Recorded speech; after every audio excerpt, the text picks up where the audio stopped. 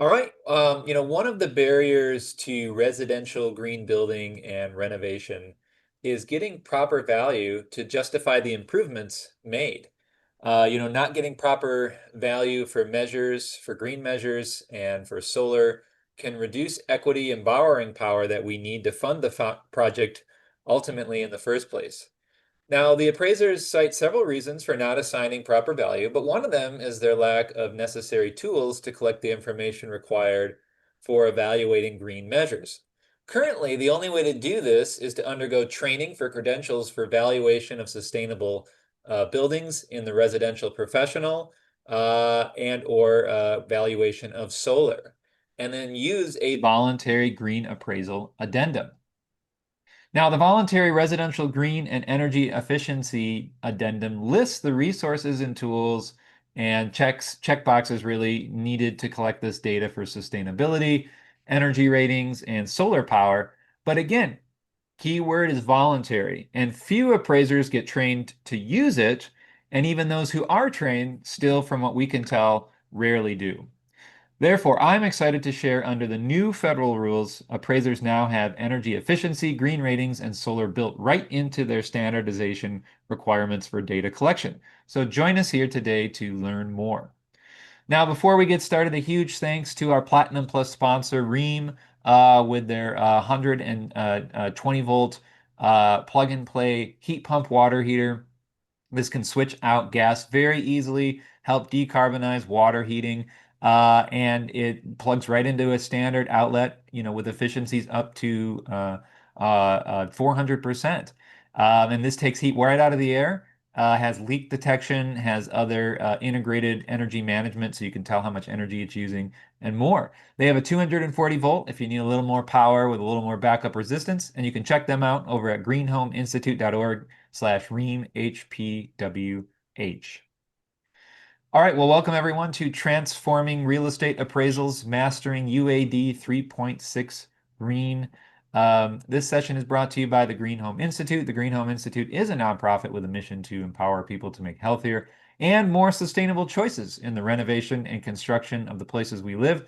We are a small but mighty team of two, and today I will be your moderator. My name is Brett Little, and I am the education manager here.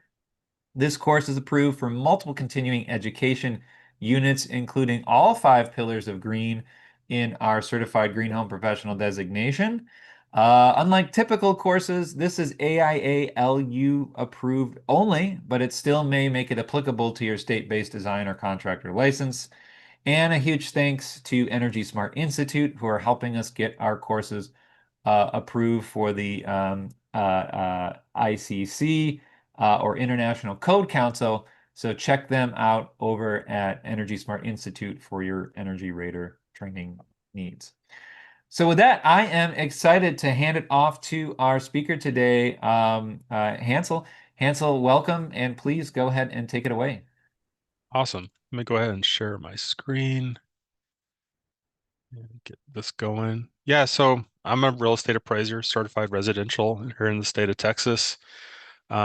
Been in this profession starting in 2001, but I grew up in it. My dad was a commercial real estate appraiser, so I've just kind of been around this industry for a very long time. And I started off as a field appraiser, just doing your typical rural and residential real estate appraising across North Texas, and then got more into the institutional side of the business, and then eventually into prop tech. So this is basically the third valuation prop tech startup firm or a company that I've worked for now here at Inspectify, which is our logo right here. Inspectify is a nationwide home inspection company, so we do thousands of inspections per month. And then I help lead our Appraisify brand, which is the evaluation side of the business. So we get inspections from Inspectify and we go out there and do valuations for all kinds of clients who need all kinds of different things. But today we're going to be talking about a really big change that's happening, kind of like first in a generation type of change for real estate appraisers, and that is our transition to UAD 3.6, which is kind of a weird thing to call it because the first version was UAD 2.6. You would think it would be called UAD 1. and then this would be UAD 2, but they didn't do it like that. So UAD 2.6 and then UAD 3.6, we can just think of it as 1 and then 2. But that's basically what's happening here. So let me go ahead and advance the slide. We'll start to talk about more about what this is and what's going on.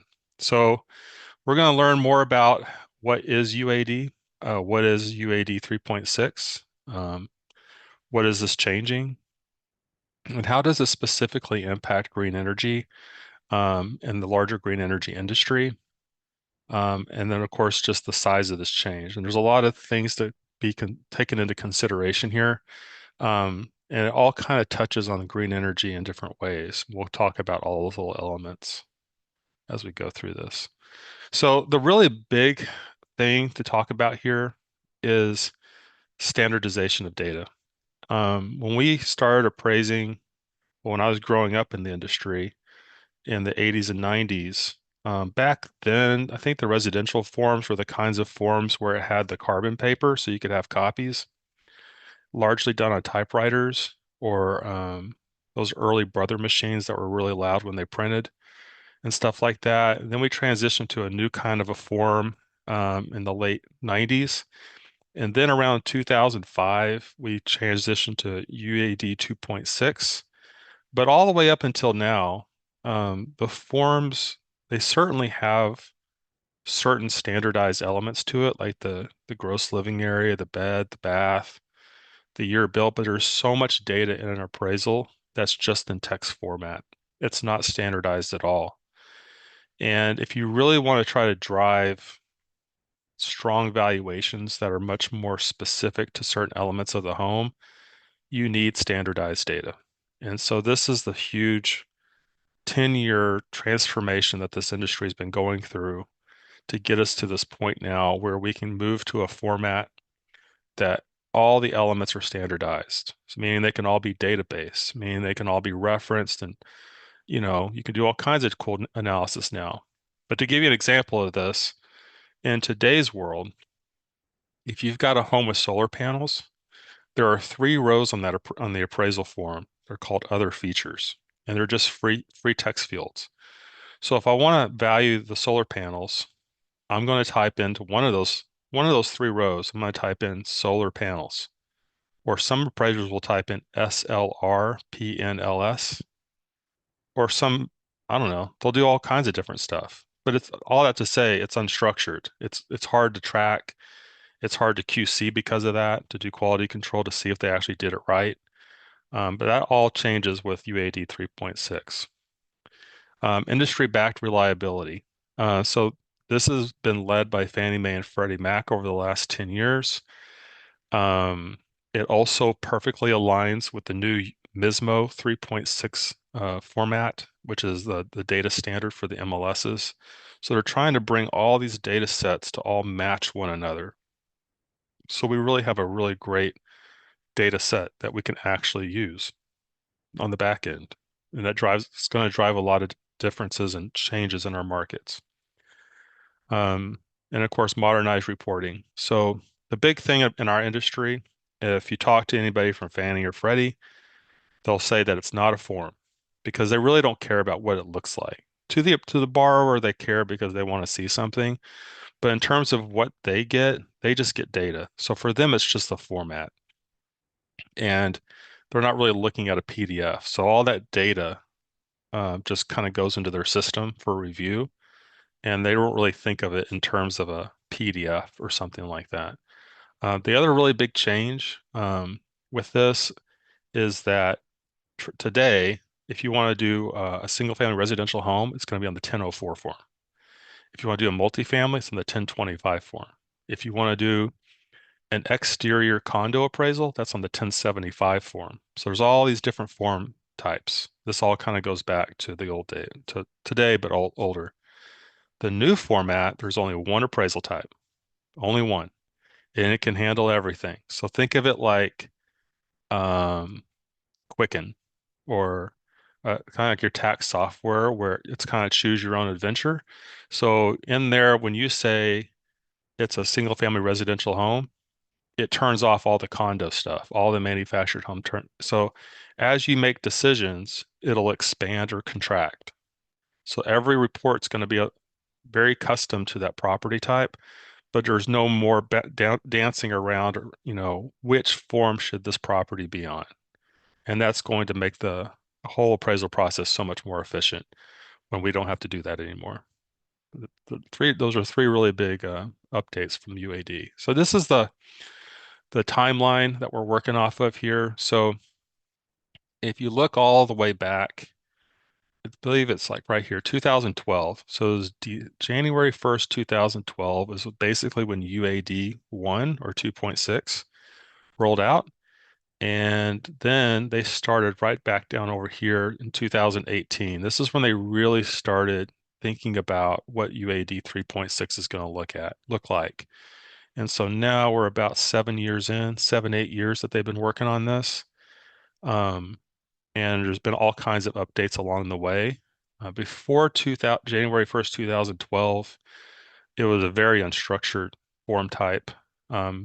And then, of course, this all goes all the way back to the 70s and 80s, and things have changed along the way. But this is the first time that we're pretty much going to a full um, kind of like a data focused format.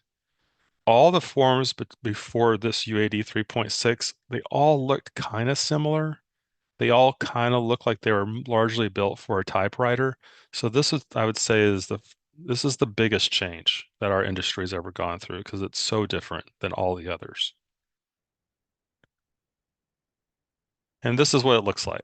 So 2.6 to 3.6, you'll see on the left, we've got the old reliable 1004, or in this case, it's the 1025 small residential income report.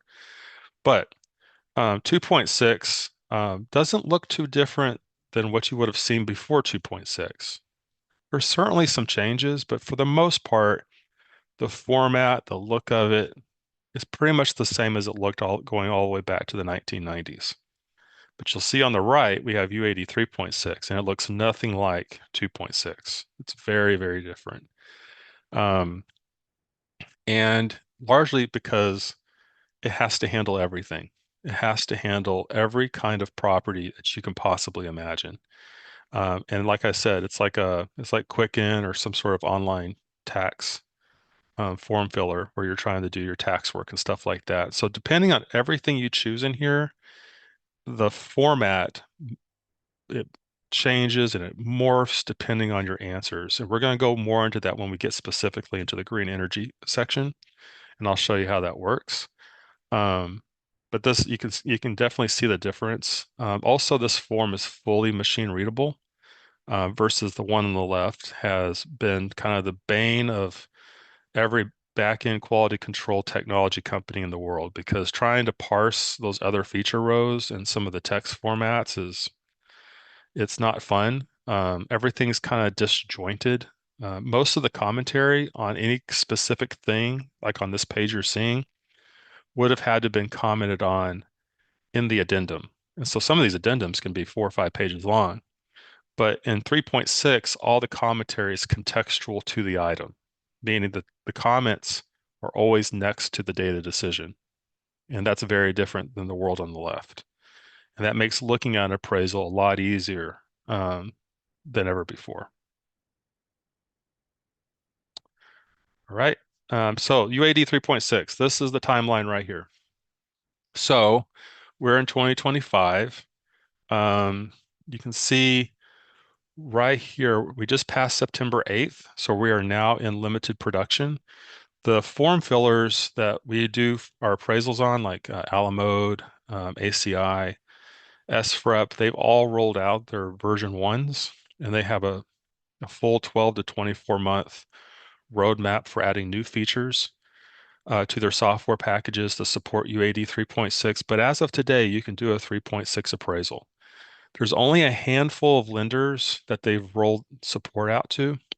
So these are a few of the really big lenders out there, and they're rolling it out in very testing formats. All they're looking for is just to do some samplings right now in September, October. So hardly anybody I know has done one of these yet. So it's very strategic as to, hey, I'd like you to try one of these UAD 3.6 appraisals and then submit it through the system. And this goes far beyond just the format. So think about if you have a massive um, appraisal management system that's tied to things like 1004, 1073, 2055, these form types, and then trying to shift that to more of a this is a single family residential home, condo, multifamily, but it's always the same form. There's a lot of tech changes that have to happen there. So everybody's restructuring everything in order to ingest this new format, but at the same time, being able to support the old format at the same time. So it's pretty complicated. And so they're going to just start a trickle so they can bug fix. And they basically have 12 months to work on this. So as you can see, we go to broad production, January 26, 2026. November 2nd is the hard cutoff. That's the mandate. Every appraisal going to Fannie and Freddie has to be on the UAD 3.6 form. And then May 3rd, that's where we've got to clear the pipeline. So if you did an appraisal on November 1st and you need to make a revision to it, you can still submit it after November 2nd, if as long as it was originated before November 2nd. But we'll have to clear that pipeline May 3rd. Brett, did you have a question? Well, yeah, Hanta. So I know, um, typically in the past, if you wanted the sustainability aspects, and I'm saying this from personal experience too, right? You're typically working with your lender to see if they've got an appraiser lined up in their pool who has, went through the green evaluation, sustainable evaluations training and is willing to use the green appraisal addendum, right? Hmm. So you're trying to get that sense, you're kind of circling through those appraisers, is someone willing to do this? So I guess I'm curious, like, let's say right now you have someone who obviously wants to shift over to the more formal standard 3.6. Would it be fair to say that really you have to shop your lender then, and that you have to find a lender who's participating early to get into that? Or what would you say to people who want to do a 3.6 now? Um, I'm not sure that you're going to be able to really say that you want a 3.6 on the front end, Hmm. but yeah, it's worth asking. I think it's always a good idea to shop the lender. I know Well, that, yeah. I mean, if you can certainly ask and say, "Hey, I want a 3.6 appraisal," and they'll certainly tell you whether or not that's going to be possible or not. What I can say is that they haven't told us who those lenders are. If they Ah, haven't made it public, so I don't even know. All I know is that I've heard that there's four of them, four big okay. ones. So when they say four big lenders, my the names that go off in my head are Rocket, UWM, Chase, your Freedom Mortgages, some of these really, really big lenders, but I don't know which ones exactly.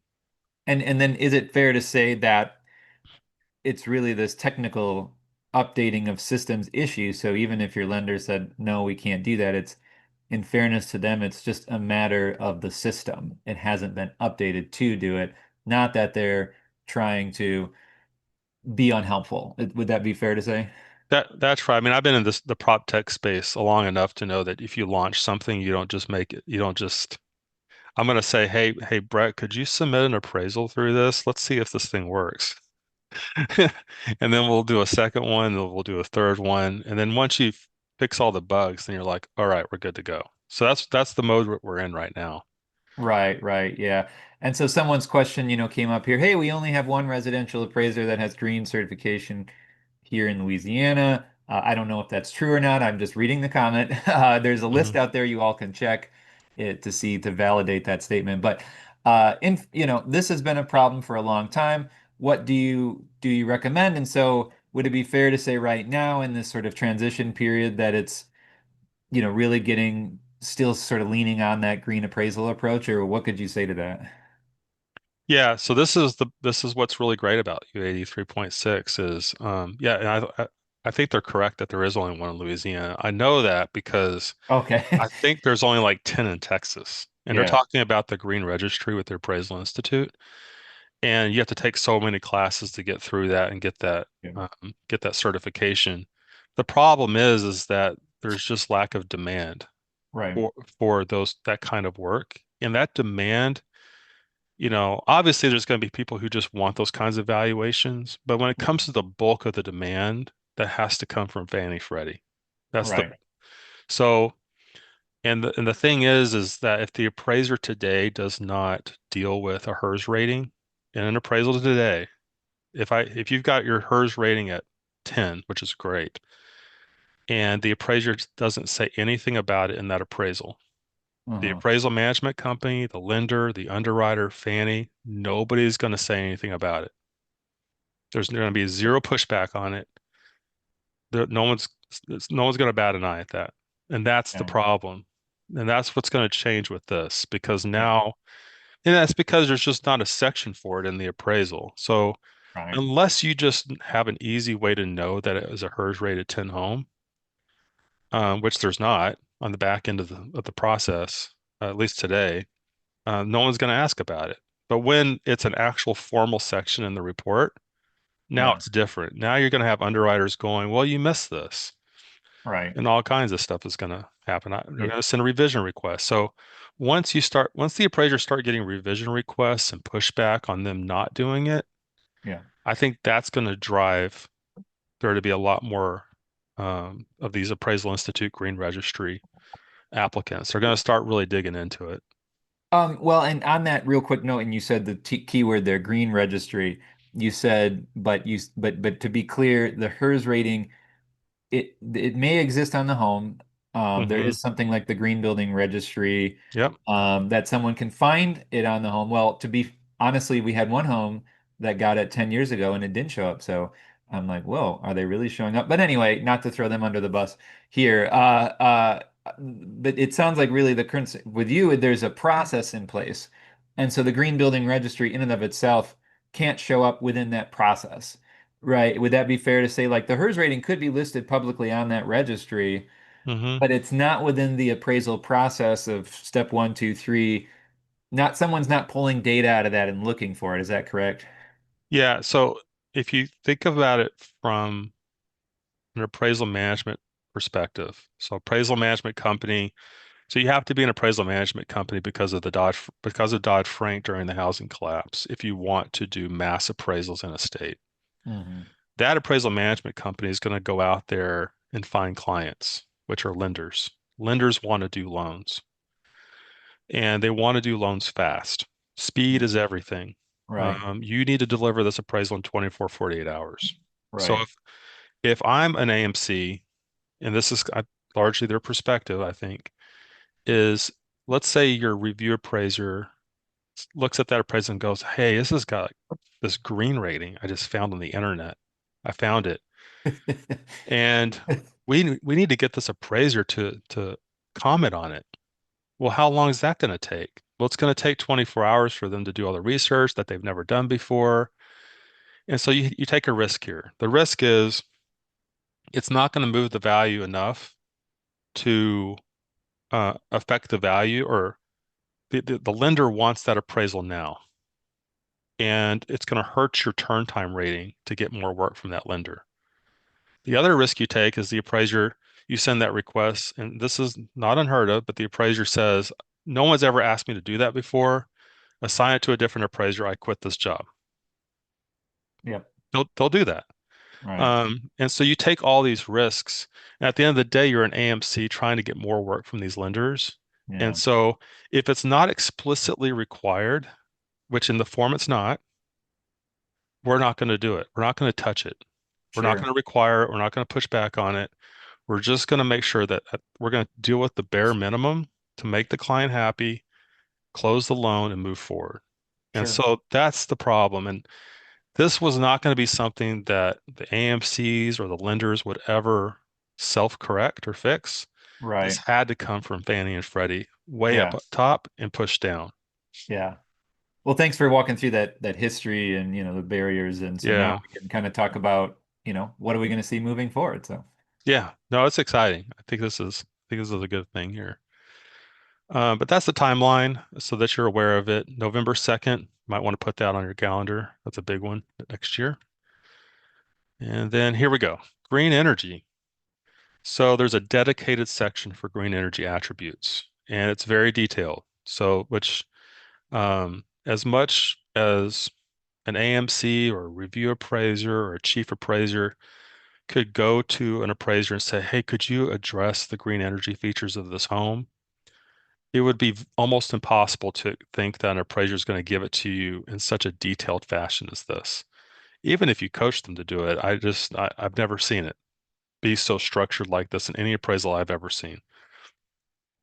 But this is a forcing function, so they're going to have to in this case.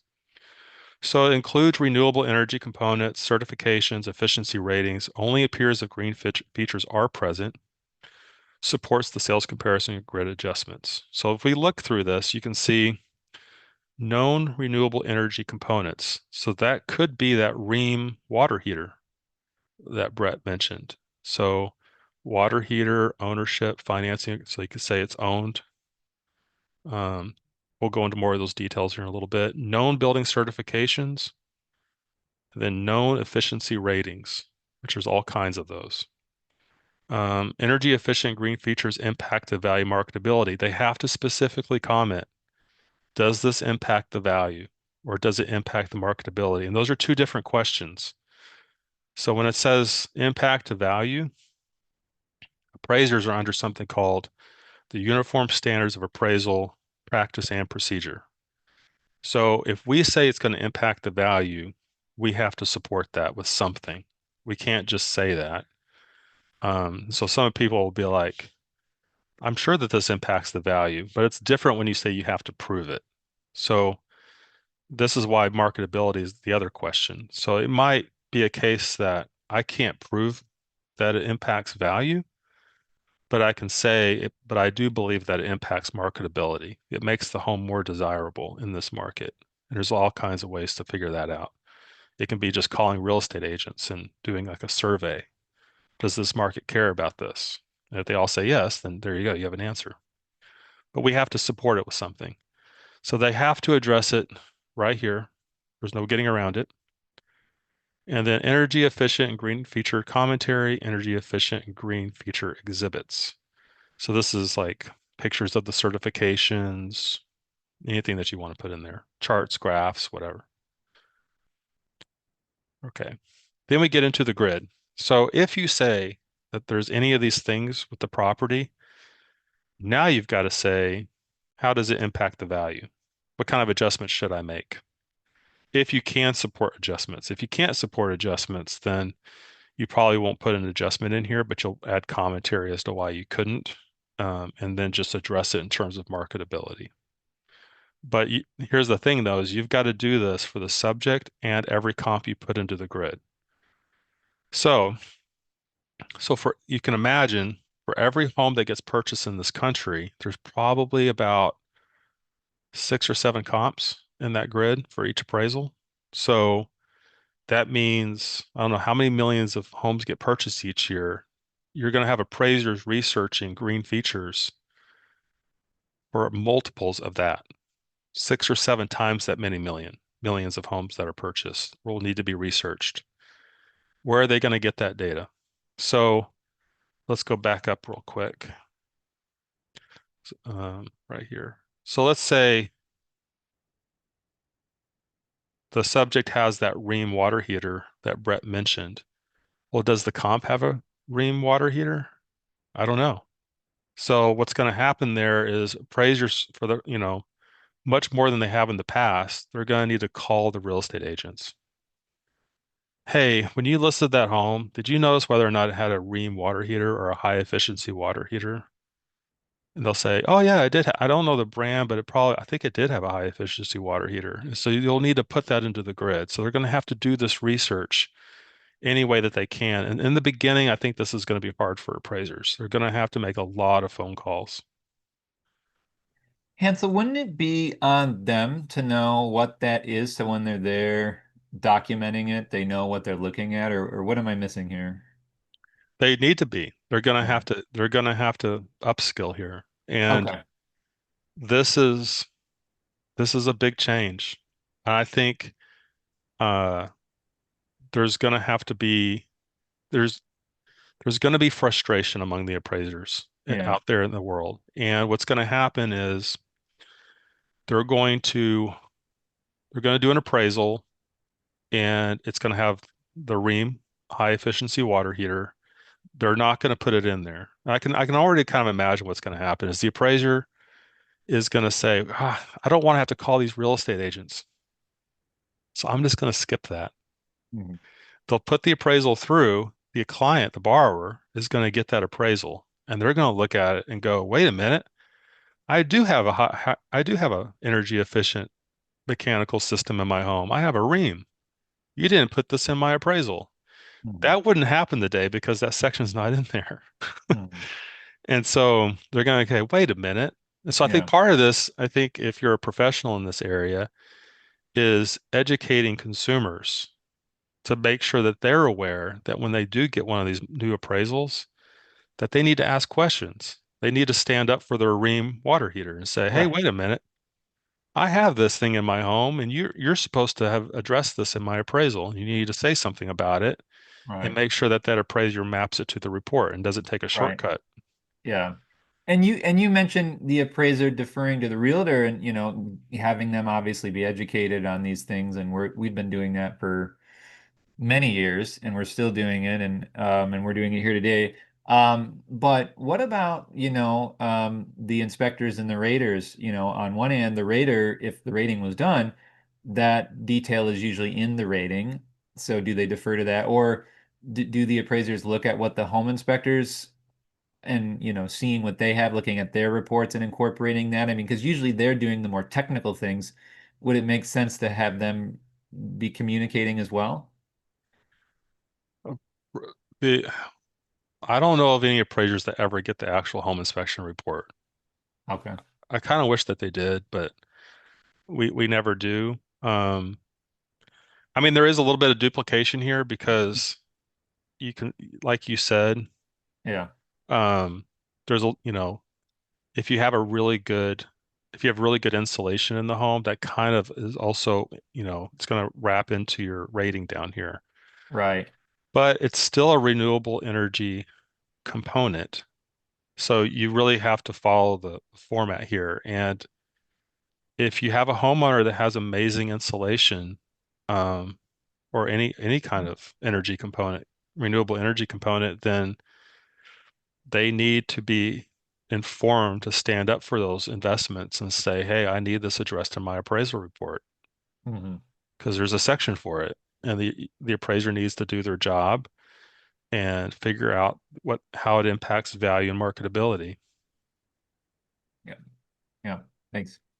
Yep, and not take any shortcuts. And this is going to be hard in the beginning, I think, because right now, again, there's not a lot of great data on this. A lot of MLSs don't require the agents to report on this kind of stuff. So that's going to mean a lot of phone calls. So the other area that you could be an advocate for green energy is talking to MLS boards and saying, "Hey, you need to require that the real estate agents map this stuff to the MLS." Does two things for you. Great thing for green energy industry. Second thing, your agents are going to get fewer phone calls from real estate appraisers asking about this stuff for every single comp. So to really do a good job in this future, really you're going to need to make about 6 or 7 phone calls for each one of the, call every one of the agents and ask them questions and get all this information. So we'll see how that goes, but this is going to drive demand for this information. So I can imagine a system in the future that just makes it easy for the appraiser to type in an address and just get all this stuff at one in one go versus having to make all these phone calls and stuff. So we'll see where that innovation comes from to drive efficiency in this process, but hopefully something gets done to make this go faster, but it's needed. All right, so we got some adjustments for our features. The other thing is adjustments. Let's talk about adjustments really quick. You need the data to do the adjustments. So what are solar, what is a low, again, I don't know all the ratings myself. I'm familiar with the HERS rating from taking the Appraisal Institute classes, but let's say you do have a HERS rating score of 0 and you want to know what that's worth. It's not very easy to do that today because a lot of those HERS ratings or any ratings aren't in the MLS. And so to do that, what you really need to do is you need to create what's called, you can either do paired sales analysis or group data analysis, are two really great ways to do it. So basically the way that works is you take a whole bunch of transactions from a market that are around a HERS rating 0, and then a whole bunch of transactions that have a more typical HERS rating, maybe 50 or 60 or something. You're going to compare the two, median average sales price per foot, median and average sales price per foot over here. Is there a difference? And you can get more technical about it. You can do more data normalization. But to do that, you're going to have to take the database from HERS and then map it to all the transactions in the MLS, which I don't think anybody's ever built that. So you really have to do this manually in Excel, which isn't going to be fun. But this is the kind of world that appraisers are going to have to start wading into um, next year, especially in 2027, as they try to start figuring out, well, how much value does this thing add? And there's other approaches to do it, but we're going to have to wrestle with this for the next couple of years as we get better tools to kind of extract out these adjustments in a supported way. Okay, renewable energy in UAD 3.6. So component types. And this is straight from the UAD 3.6 guide. So indicate the presence of solar, geothermal, wind, or other renewable sources. Yes or no? Ownership status, own, leased, or power purchase agreement. Financing details, financing arrangements, remaining balance, term information. So we're going to have to figure out all these details. And again, you're going to have to make some phone calls because this is not in the MLS. It's not going to be in your tax assessor website. Um, it's just going to have to be through phone calls. Okay, so here's energy efficient and green features section of the UAD 3.6. So it provides information about renewable energy components, building certifications, green efficiency ratings, provides space for additional commentary and exhibits. But if there are none, if they say there are 0, then the section actually doesn't appear in the final report. And so you might ask, well, can they just say no and just kind of get away with it? They kind of could in the beginning. The problem is this thing that Fannie and Freddie have, which is called collateral underwriter. There's another name for it on the Freddie Mac side, but Fannie's is called collateral underwriter. Collateral underwriter is a massive database. It's one of the most premier real estate databases in the world, and it houses all the appraisals that have been done for decades and decades and submitted to Fannie Mae. So it's got a lot of data in there. And they're able to query the data that's structured. It's very hard to query the data that's unstructured. So what they are able to do in there is if Brett does an appraisal on a property and he says it has a high efficiency water heater and really good insulation, and then I do that same I do an appraisal in the same home, or I use it as a comp and I say it doesn't have anything, collateral underwriter is going to find that immediately. And so when that AMC tries to submit that appraisal and loan to Fannie, Fannie is going to flag it. And they're going to go back and say, hey, wait a minute, we have a discrepancy here. You need to get this corrected. If the loan goes bad, it can also play a factor if the loan goes bad in terms of a buyback on the loan because the appraisal wasn't done correctly. So there are implications if you don't submit an accurate appraisal. So this is what puts the pressure on the AMCs and lenders to get it right in the beginning so that they don't take the risk of having a buyback on a loan, which is really, really expensive. So there is a system in place that kind of keeps everybody honest to make sure that everything matches because they're going to constantly scrub it up against that database. Let's go down here. Okay, so these are the different, kind of similar to what I showed up above. You're going to say, are there known renewable energy components? Yes or no? Yes. Okay. What is the renewable energy component? Geothermal, solar, wind turbine, other. Um, And then what's the kind of ownership does it have? What kind of financing arrangement does it have? So you'll need to detail all that stuff out for the subject in each comp. And then these are the different um, ownership types. Just for some detail on this, we can't give it value if it's leased. We can only give it value if it's owned. I'd have to look up power purchase agreement. I'm pretty sure we can't give it value in that case either. But basically, it has to be wholly owned by the homeowner for us to give it value. But it can still impact marketability, even if it's not owned. So it's something worth noting in the appraisal, even if it is a least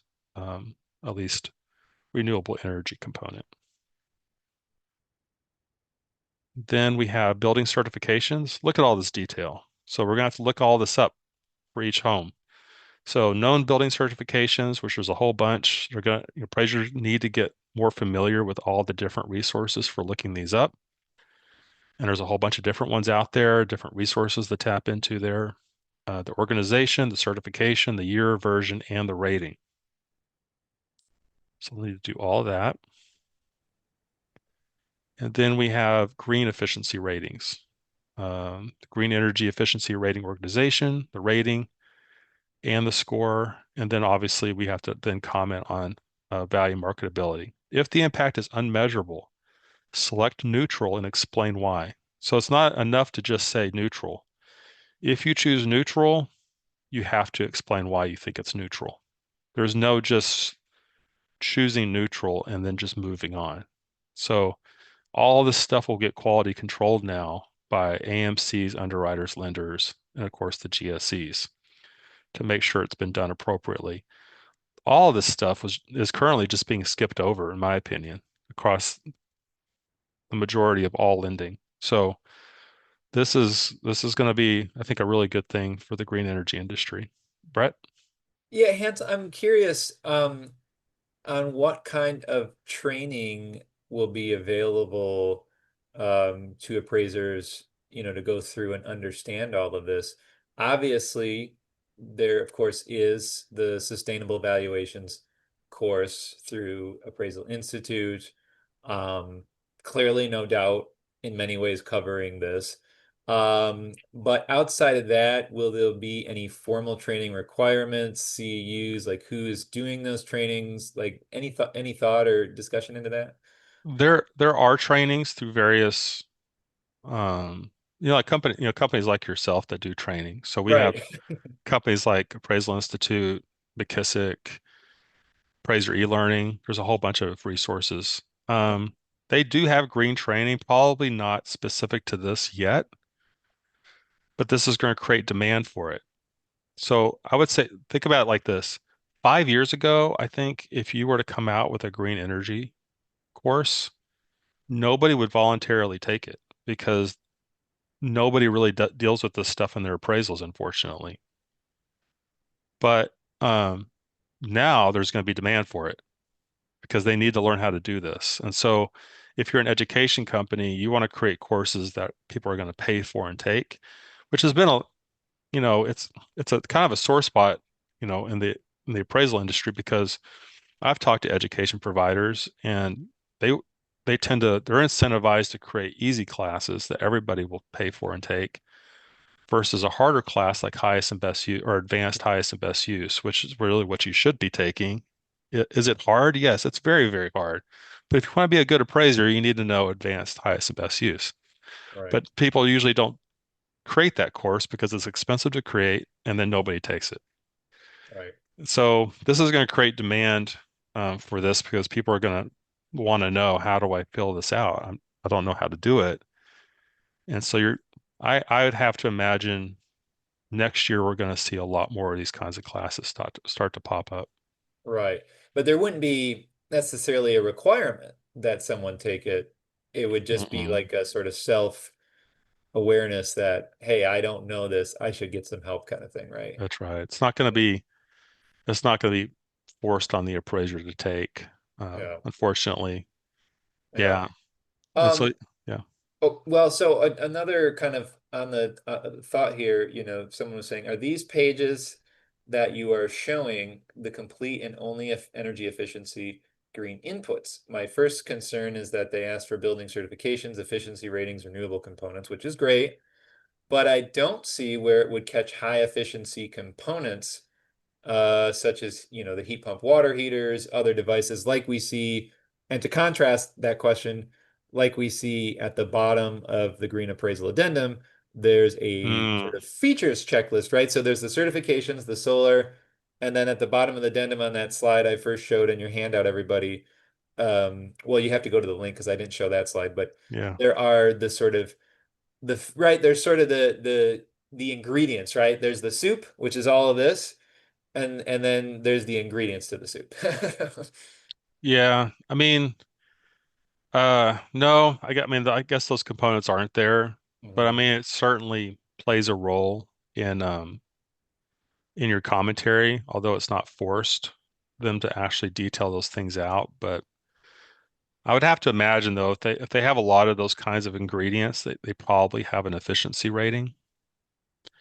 I think that's going to be the key is getting homes into efficiency ratings. I think that's going to be if you want a homeowner to get value from their green components of their home, they need to get an efficiency score of some kind. Yeah, Somebody's got to go out there and score the home. And then once it's got a score, now the appraiser has to deal with it. right. And maybe does that kind of help the situation we were talking about earlier, where again, the appraiser may not need to be a heat pump water heater expert, Yeah. right? Well, But they can defer to the professional energy rating. Hey, it has this rating. Here it is. You can trust it. That's all I really need to know, right? I mean, would that be fair? Kind of I remove think some of the so. liability from them? Yeah. And what's nice about a score is when you're doing data analytics, like with paired sales versus like group data analysis, it's easier to do it based off of a score versus a component. Right. A component, you're like, well, it's really hard to isolate that. Whereas if I can create a huge group of low score assets, transactions versus a higher score group of assets, then I can do some analysis there and really figure out what the market's really willing to pay for it. Yeah. Thanks. Yep. So, and this data right here, if you want to see it yourself, if you go to Google and type in UAD 3.6 Fannie Mae, there's a whole bunch of PDFs. Um, just know that the PDFs are about 300 to 400 pages long. And so you need to do Control F and then search for node efficiency ratings or any one of these words, and you'll jump to that section. But there's just a lot of details that go into the new UAD. But all the stuff is from those documents on their website. Energy efficiency and green feature commentary. Commentary could include information pertinent to the energy efficient and green features section that is not captured in the discrete data or additional details to support the discrete data that is provided. So this is where you could comment on those components that Brett was talking about. And then, of course, photos and exhibits to support all this kind of stuff. Anytime that you start commenting on any of this kind of stuff, clients are going to want to see photos. So the appraisers are going to have to make sure they take photos of this stuff, which would include that water heater to support their conclusions here. Because you risk being asked to go back out and take those photos, which you never want to do. So that's going to be important for appraisers to take into consideration. Keep going down here. Capturing green certifications. So there's a whole bunch of different kinds out there. I probably didn't capture them all here.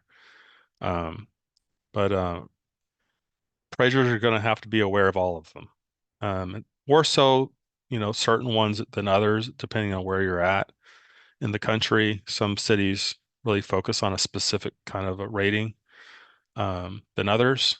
But this is where there's this concept of geographic competency.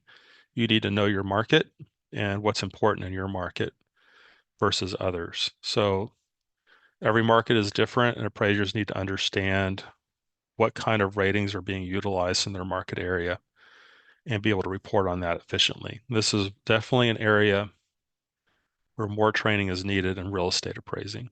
But until they're all fully educated on it, just know that we've got to upskill about 30,000 appraisers in about 24 months. So it's a big task, but they're going to have to get there. Until then, I would say the best thing to do is just to educate your consumers to advocate for their green energy components and make sure that they're being addressed in their appraisals.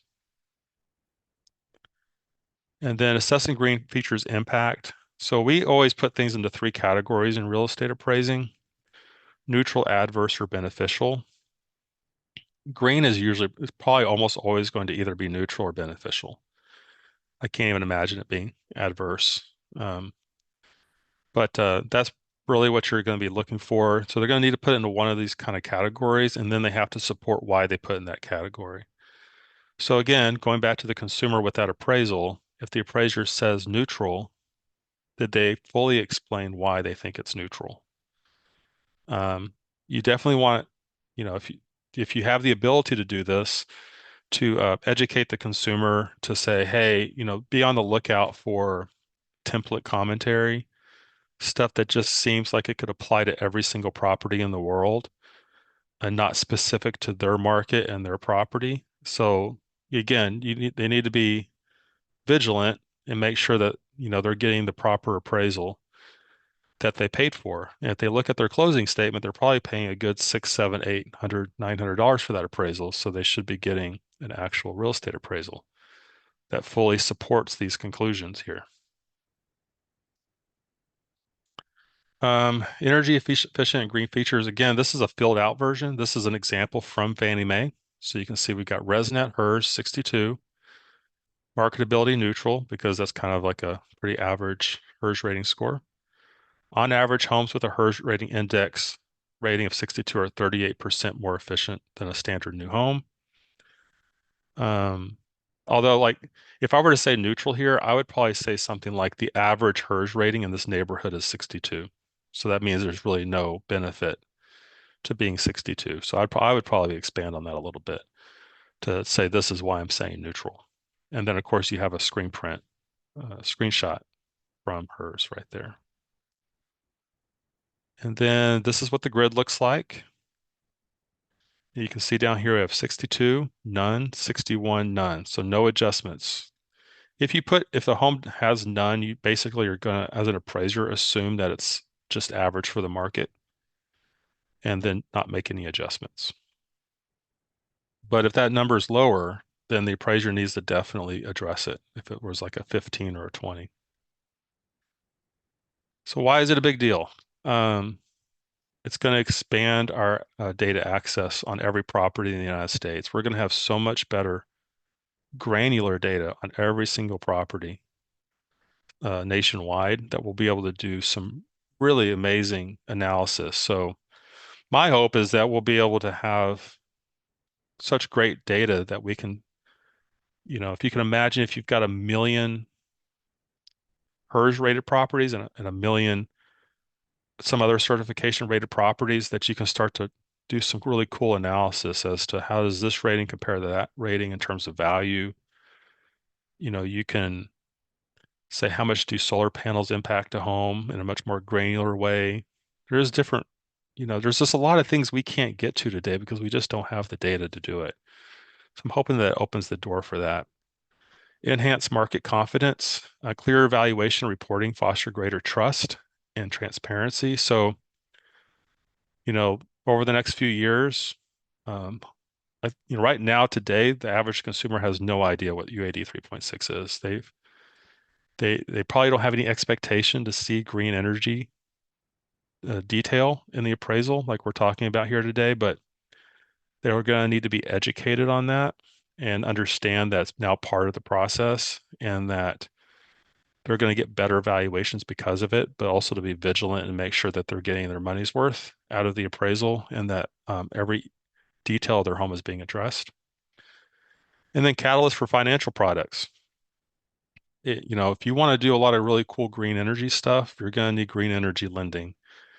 And this is, I think, what's really holding back the green energy market is you need lending products. If you want lending products, those banks need to know that the value is there. So that's where the appraisers come in, and the appraisers need data to support those conclusions. So my hope again, better data leads to more training, leads to, better analytics, better support for all these different things that people are wanting to do to homes. And then now with that lending, you can start to expand the green energy market. And then, of course, driving green building adoption. So again, just transparency around how one home performs next to another home. Just more data is going to allow us to see a much bigger picture and hopefully drive the green energy market forward. And again, I think it really just kind of comes down to just data. I think that's the really big takeaway here. So again, accurate valuation, fostering innovation, and then empowering professionals. Um, you know, we get approached at our company. People are wanting all kinds of valuations out there. We've got people coming to us where they buy a home on acreage and they want to break off the back 40% of the lot and build another home on it and sell it off. And people are coming to us saying, how can we value this efficiently nationwide so that we can create a lending product around this? And we're trying to create solutions for that. And there's also people, though, who want to know, well, if I build this certain kind of a green energy home, how much more valuable is that home than one that's not like that? So how much more can I borrow? Well, it's not good enough to be able to do that in just Dallas. You need to be able to do that in all 51 states, which means you need a nationwide workforce empowered to report and analyze that kind of data to drive a national green energy lending program and really go for it. So we still have a lot of work to do, but it really starts with having the data to do it with and to be efficient with it and be able to tap into that data and really create transparency. One of the hardest things about appraising is just not being able to communicate very well your conclusions. So it's part about you got to come up with the conclusion, the impact on value, but then you got to have the data to actually show it to somebody that they can understand it and believe it and ultimately lend their money. That's what you're trying to get them to do. You want them to lend their money so that somebody can go and get solar panels or whatever they want to do to their home. So that's the goal. And that's it. I think I filled my time. Brett, anything else that you wanted to discuss here? A couple minutes left. Yeah, thanks, Hansel, so much. Just a real quick reminder to everyone that yes, this session is being recorded and will be available in the next few days on our YouTube channel there, or you can go there right now, hit subscribe, ring the notification bell, and you'll get an instant update when it's available. For those of you watching this in the future, not right now, but on demand, take your quiz with an 80% passing rate to receive your continuing ed. For those of you here live today, take the survey that pops up at the end. We want to hear from you. Take that immediately, and then check your spam at certs@gutenbergcerts.com to receive your certificate.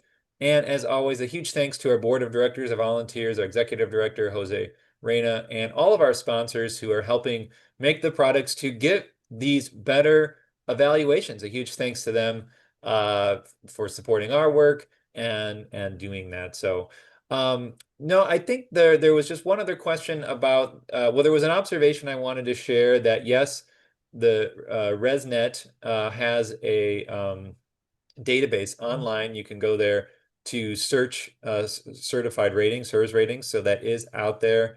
I wanted to make that note to everybody. Someone made that comment. There are other types of energy ratings besides ResNet, ERI, so those wouldn't show up there, I imagine.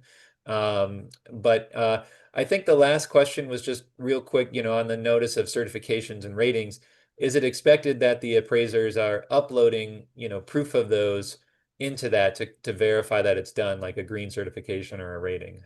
Yeah, so the appraisers are going to need to take a screenshot or upload something into the report in that section to say, yes, this is it. Yeah, yeah. All right. Well, I know you got to get going, Hansel, so I really All right. appreciate your time. Hopefully we'll have you maybe back out for further conversations Yep. on how you all can help book. Where can just, I guess, a quick reminder, where can people go to, either contact you or just learn more? There's a website called appraisify.com, Yep. and it's definitely a place that you can reach out to me through there, or you can just reach me at hansel@inspectify.com. Yeah. All right. Thank you so much. Take care. Okay. Be All well. right. Thank you. Bye. Be sure to check out all of our courses available online that you can watch anytime and anywhere to pick up your CEUs.